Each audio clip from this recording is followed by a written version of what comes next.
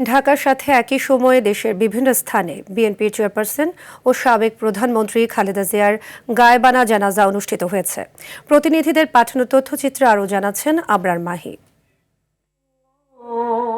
রাজশাহীতে জোহরের নামাজের পর রাজশাহী বিশ্ববিদ্যালয়ের কেন্দ্রীয় মসজিদ প্রাঙ্গণে সাবেক প্রধানমন্ত্রী খালেদা জিয়ার গায়েবানা জানাজার নামাজ অনুষ্ঠিত হয়। হাজারবার তার সুযোগ এসছে, কিন্তু তিনি একটিবারের জন্য দেশের মানুষকে ফেলে রেখে কোথাও যাননি আর কি। তিনি যেতেই পারতেন, তিনি বারবার কম্প্রোমাইজ করার তার সুযোগ এসেছিল, একটিবারের জন্য তিনি কম্প্রোমাইজ করেননি। ঢাকার সাথে একই সময় বিভাগীয় নগরী রংপুরে বিএনপি চেয়ারপারসনের জানাজা অনুষ্ঠিত। সিলভার টিপ কন্ট্যাক্টে তৈরি নিরাপদ ও নান্দনিক ক্লিক সুইচ নির্ভরতা জীবন জুড়ে হয়েছে। বাদ জোহর জেলা ও মহানগর বিএনপির আয়োজনে নগরীর কালেক্টরেট কেন্দ্রীয় ঈদগাহ মাঠে তার গায়েবানা জানাজা ও দোয়া অনুষ্ঠিত হয়।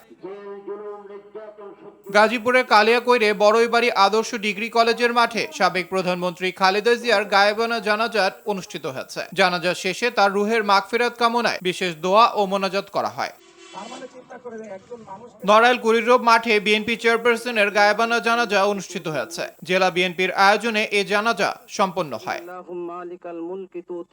সারা দেশের মতো দিনাজপুরের হিলিতে সাবেক প্রধানমন্ত্রী বেগম খালেদা জিয়ার গায়েবানা জানাজা ও বিশেষ দোয়া অনুষ্ঠিত হয়েছে। এতে বিএনপি সহ সকল সহযোগী সংগঠনের নেতাকর্মীরা অংশ নেয়।